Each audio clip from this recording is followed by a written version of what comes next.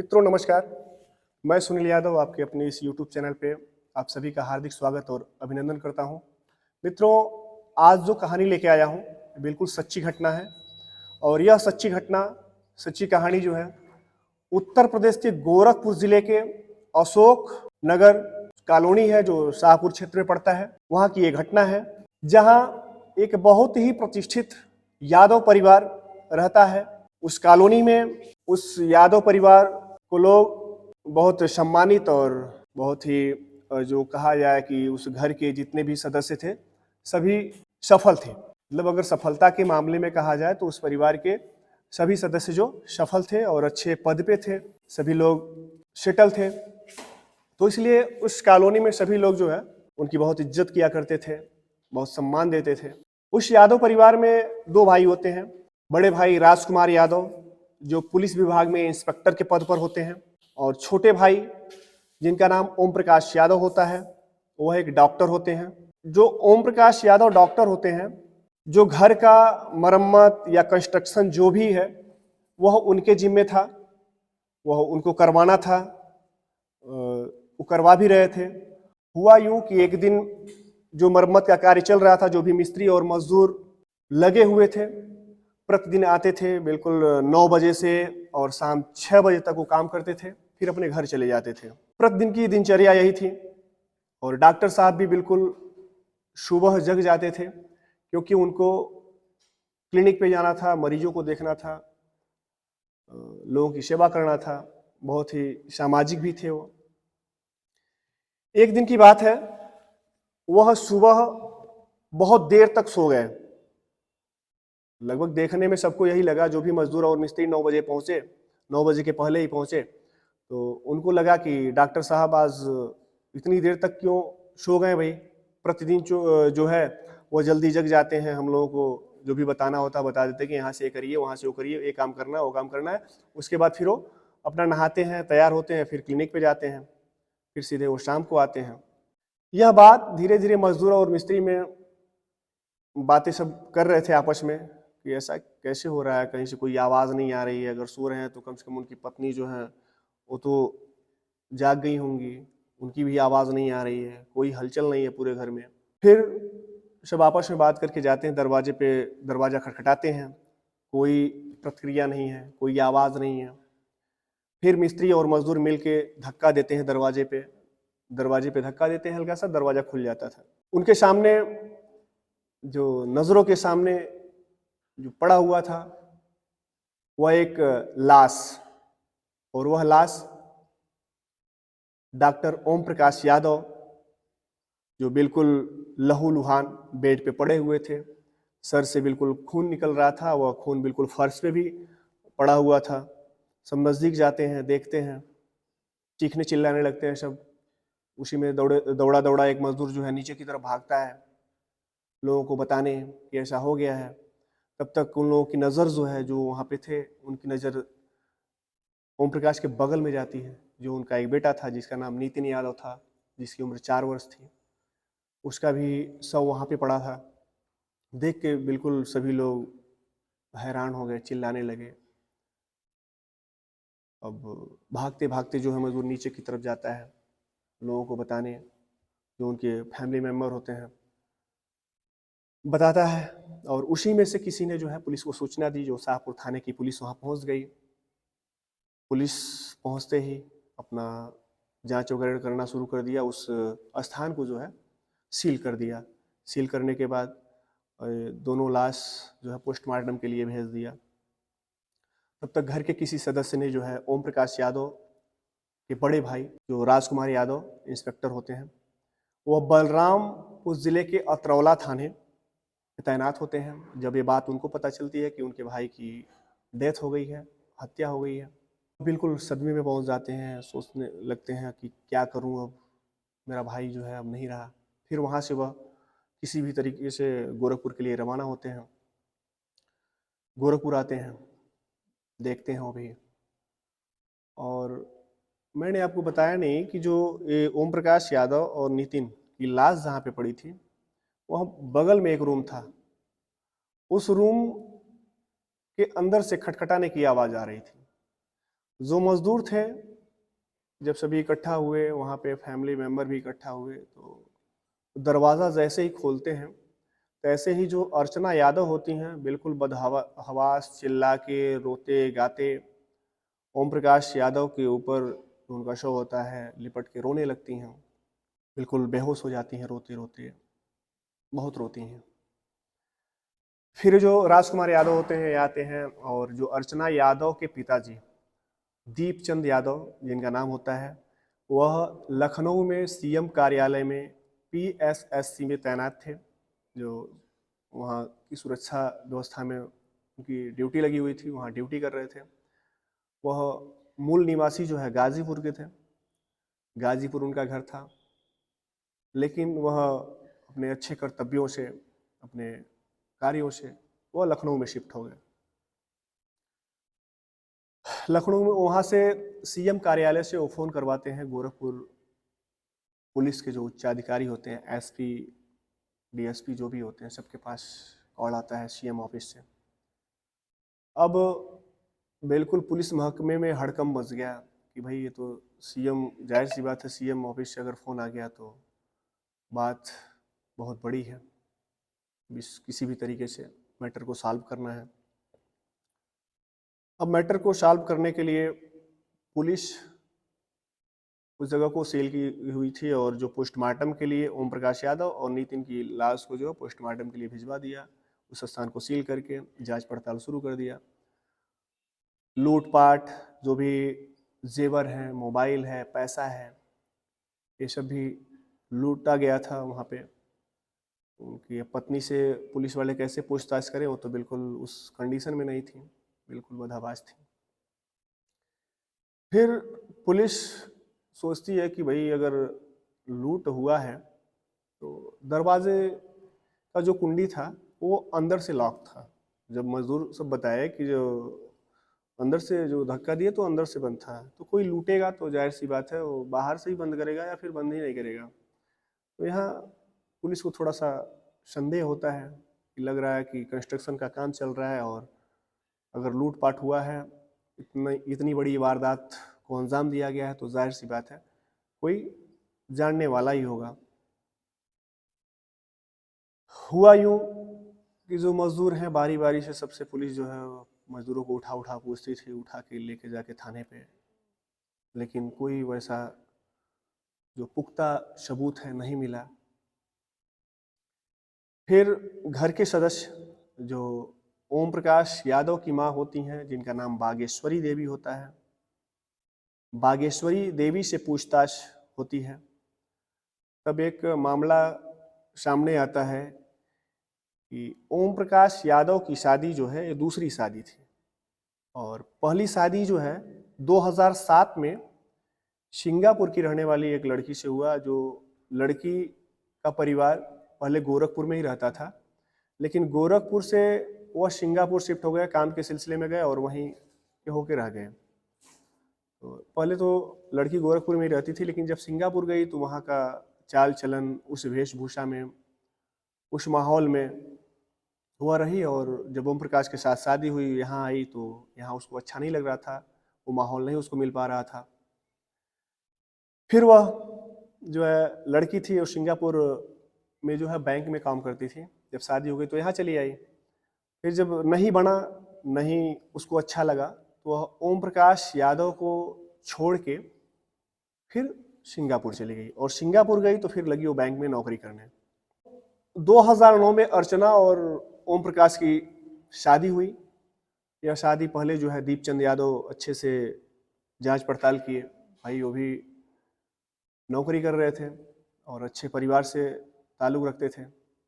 पहले वो पता किए कि ओम प्रकाश की शादी क्यों जो पहली पत्नी थी छोड़ के चली गई।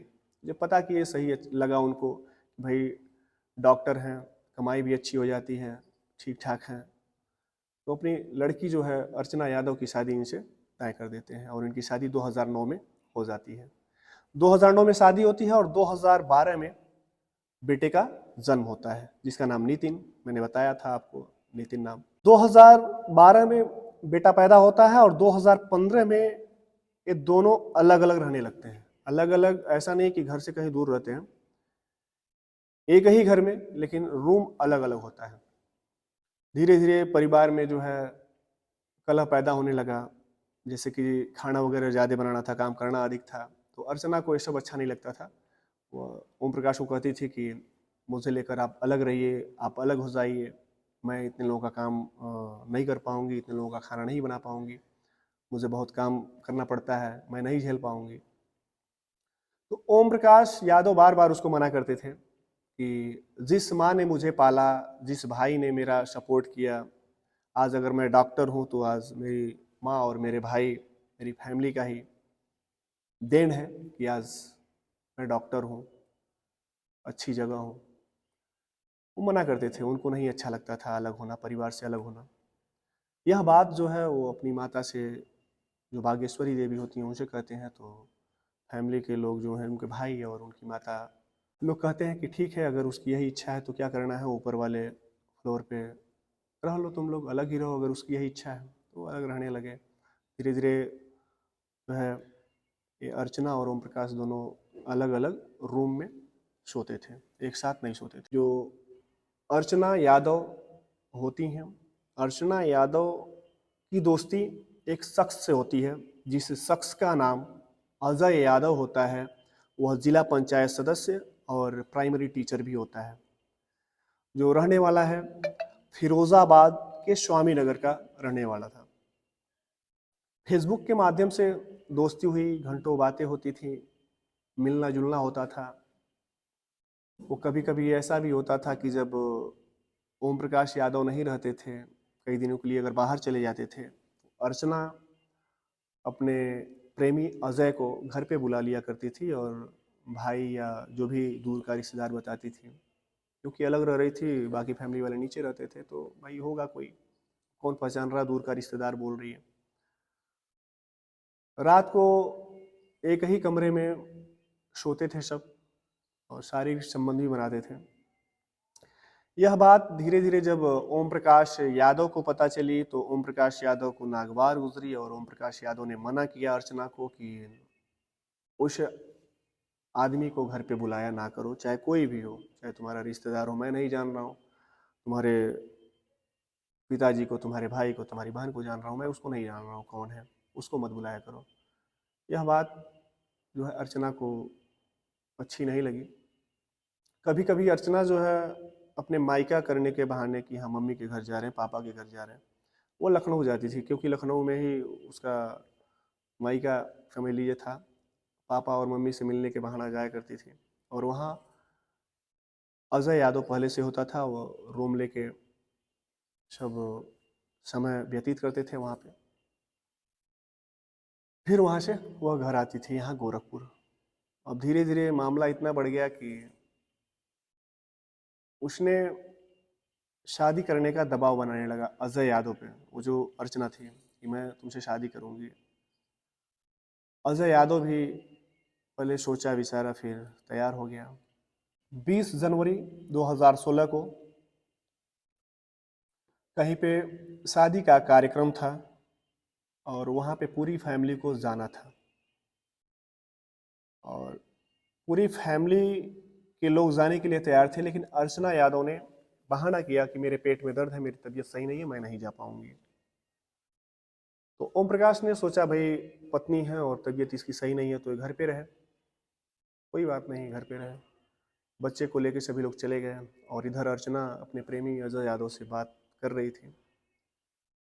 ओम प्रकाश उस शादी कार्यक्रम में गए, लेकिन वह ये सोच रहे थे कि पत्नी अकेली है और साथ में बच्चा था, जो बच्चा बार बार माँ के पास जाने की जिद कर रहा था, नितिन। तो वह लेके 10 बजे तक घर चले आए। घर आए तो अर्चना से पूछे कैसी हो, तबीयत कैसा है, दवा खाई हो? बोली ठीक है, तबीयत बढ़िया है। धीरे धीरे समय गुजरता है, रात के 12 बजते हैं। रात के 12 बजते हैं। उसके पहले जो है, जब ओम प्रकाश यादव घर पे आए अपने बच्चे को लेके, वो अजय यादव आ चुका था और अजय यादव इससे मिल चुका था। अजय यादव कुछ समय समय जो है इसके साथ बिताया, शारीरिक संबंध वगैरह जो भी बनाना था बनाया, और अर्चना ने छिपा दिया जैसे ही ओम प्रकाश यादव आए। रात के 12 बजे, रात के 12 बजे वह एक हथौड़ा भी लेके आया था साथ में, जो अजय यादव होता है, और आसाम से आया था ट्रेन से, और उसमें एक हथौड़ा भी अपने पास ले रखा था उसने।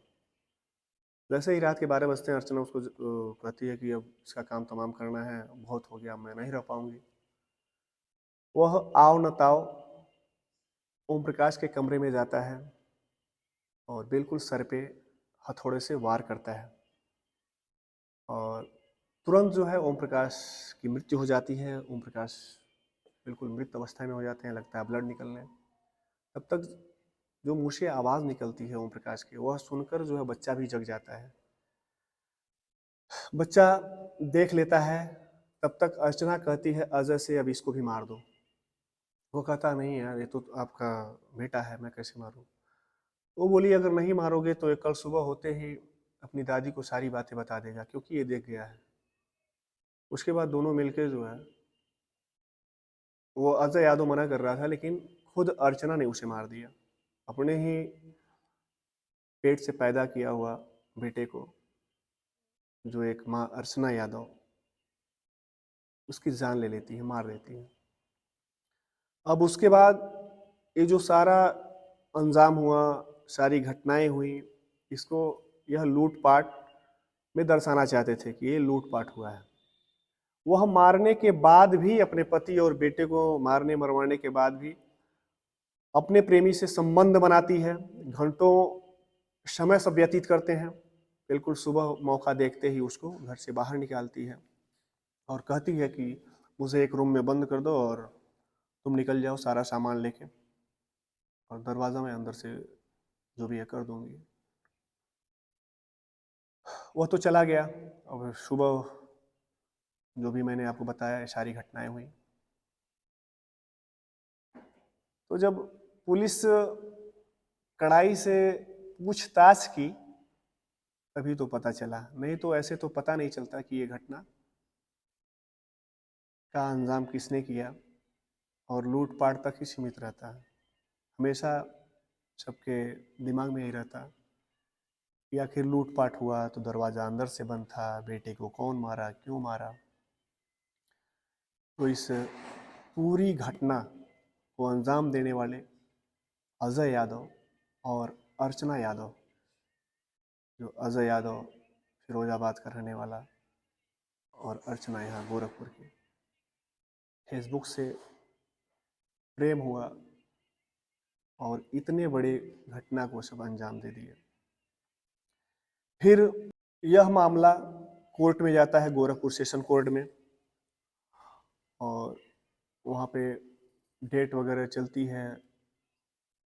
इन सबों को सज़ा सुनाई जाती है। इन सबों को दोषी मानते हुए, इन दोनों को दोषी मानते हुए 10,000 जुर्माना और उम्र कैद की सज़ा सुनाई गई। ये दोनों जेल में आज भी बंद हैं। एक बार ऐसा हुआ, जैसे कि अर्चना महिला बैरक में थी और अजय पुरुषों के बैरक में था। एक बार महिलाओं ने पूछा कि अच्छा ये बताओ, तुमने पति को मरवाया तो चलो ठीक है, कोई बात नहीं, तुम्हारा पति था, लेकिन तुमने ये बताओ अपने बेटे को जो तुमने पैदा किया था क्यों मारा। तो उस अर्चना का जवाब था, मैंने पैदा किया और मैंने ही मार दिया, उसमें कोई मुझे अफसोस नहीं है। अब आप ही बताइए कि उस महिला को बिल्कुल अफसोस ही नहीं था। इस बात को लेके महिला कैदियों ने उसको पटक पटक के बहुत धोना, मारा पीटा। फिर उसको जो है पुलिस वालों ने अलग किया, महिलाओं जो महिला कैदी थी उन सबों से दूर किसी बैरक में किया।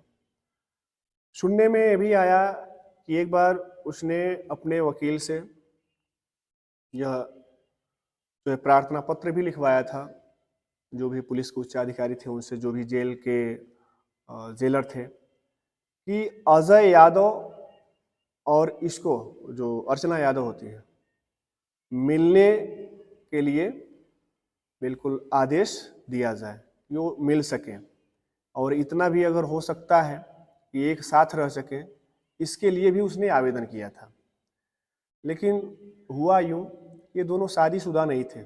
इन दोनों का जो है, मान लीजिए वो प्रेमी है और ये प्रेमिका है। कोई प्रूफ नहीं था, कोई पुख्ता सबूत नहीं था कि हाँ ये हस्बैंड वाइफ है। हस्बैंड वाइफ होते तो हो जाता। तो मित्रों, ये थी पूरी कहानी। और अभी भी ये मामला जो है कोर्ट में चल रहा है। अभी भी ये दोनों सजा काट रहे हैं। अभी देखिए आगे क्या होता है। जैसा भी होगा और मेरे नॉलेज में आएगा, मैं आप लोगों को कहानी के माध्यम से आप लोगों के सामने ज़रूर लाऊंगा। तो मित्रों, इस कहानी को सुनाने का मेरा मतलब किसी को दुख पहुंचाना नहीं है, किसी को कष्ट देना नहीं है। आप सभी को जागरूक करना है कि समाज में इस तरीके की घटनाएं ना हो।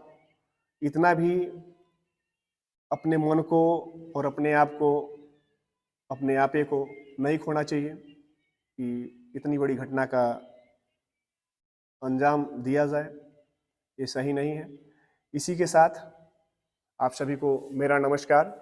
और साथ ही साथ अगर इस चैनल को सब्सक्राइब नहीं किए हैं तो आप लोगों से मेरा निवेदन है कि चैनल को सब्सक्राइब अवश्य कर दीजिए और साथ ही साथ लाइक, कमेंट और शेयर ज़रूर करिएगा। नमस्कार।